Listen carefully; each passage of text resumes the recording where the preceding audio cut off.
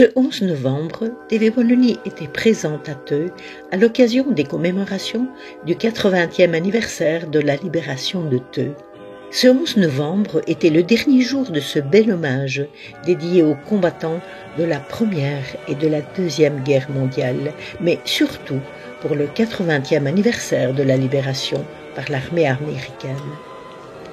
Après un dépôt de fleurs au monument aux morts, le cortège s'est rendu dans le centre de Theux sous la protection de la police militaire américaine de 1945 pour visiter les différents stands et les véhicules militaires ayant participé à la libération de la Belgique.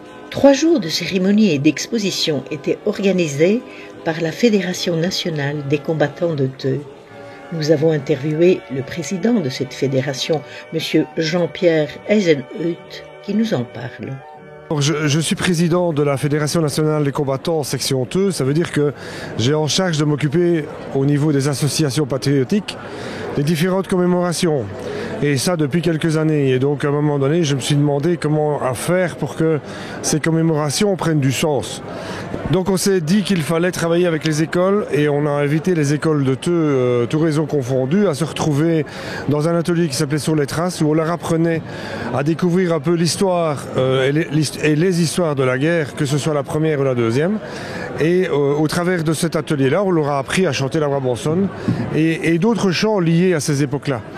Et ça nous a permis de les regrouper à un moment donné au centre de la caserne du 12e de ligne, parce qu'il nous fallait un endroit pour répéter, il fallait un grand endroit. Et donc on est allé répéter chez eux et les rassembler une première fois nous a permis de voir qu'ils étaient enthousiastes. Et puis on s'est rendu compte qu'ils s'intéressaient à la caserne. Et donc on a dit, on va développer des journées avec la caserne du 12e. Et de fil en aiguille, on est arrivé à développer une activité qui permettait de mieux comprendre nos commémorations. Et donc 11 novembre, ils arrivent tous pour chanter. Et l'année passée, ils sont arrivés pour chanter et 2-3 copains qui avaient entendu l'histoire sont arrivés avec des jeeps. Et ils m'ont dit qu'est-ce que tu fais pour le 80e? J'ai dit 80 jeeps. Et c'est comme ça que ça a commencé. Donc l'idée c'était vraiment de remettre la ville de Theux comme elle aurait pu être en 1944. Avec ces bars remplis de GI, cette foule que les colonnes doivent briser, et puis ce va-et-vient incessant de véhicules dans toutes les villes, dans toutes les rues, et y compris dans les villages avoisinants, puisqu'on avait une centaine de véhicules aujourd'hui qui circulaient partout, puisqu'on avait envisager que ces véhicules se déplacent.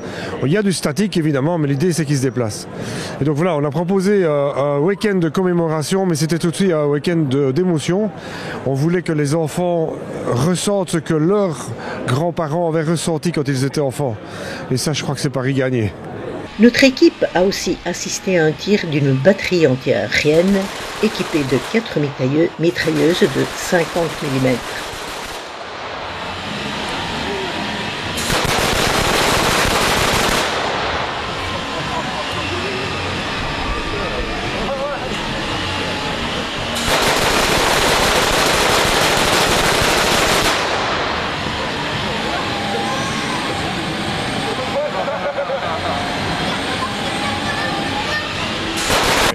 Sam, bonjour, nous venons d'assister à un tir de 4 mitrailleuses. Pouvez-vous nous donner un peu plus l'historique de votre affût antiaérien, je pense?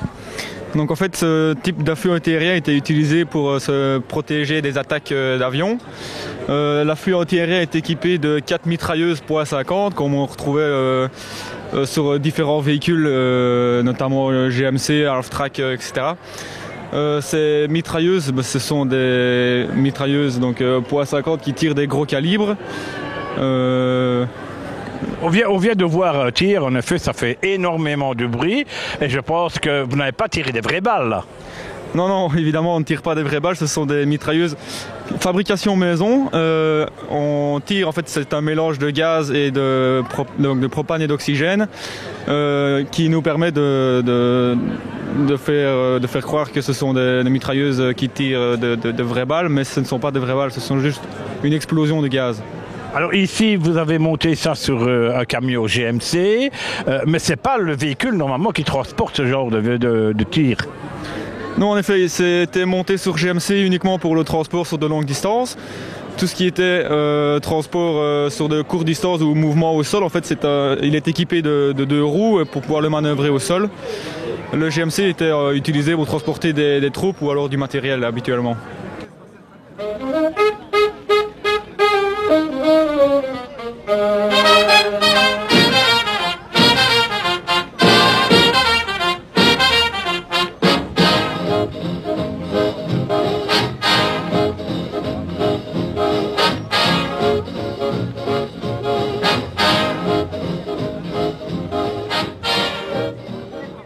Lors de notre visite sur place à Theux, nous avons rencontré une dame qui nous a expliqué la venue d'un parachutiste américain qui a participé au débarquement en Normandie et plus précisément à Sainte-Marie-l'Église. Écoutons-la. Ariane, bonjour. Bonjour. Vous êtes ici avec nous pour nous parler d'un soldat tout à fait exceptionnel qui est venu ici à Theux. Alors, vous pouvez nous dire un peu qui c'était ?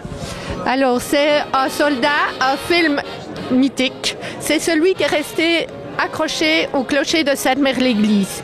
Et quand il est venu en 1945, il est venu chez mes grands-parents, habiter quelque temps. Et c'est là qu'il a vu la dernière fois son frère en vie. Le frère, ils sont séparés, le frère est reparti au combat et s'est fait tuer. Alors c'est une fierté quand même pour la commune de Theux d'avoir un soldat américain aussi connu que lui. Ah oui, une très grande fierté, oui, tout à fait. Et il est revenu si je ne m'abuse, en 62, il est revenu parce qu'il avait été très bien accueilli chez mes grands-parents. Plus de 100 véhicules militaires et reconstituteurs en uniforme de l'armée américaine étaient présents. De même, la construction d'un pont au-dessus de la Hogne a été réalisée pour donner cette impression d'un retour dans le temps de plus de 80 ans. TV Wallonie était présente pour commémorer notre histoire et sera aussi là pour le 80e anniversaire de la libération de Bastogne.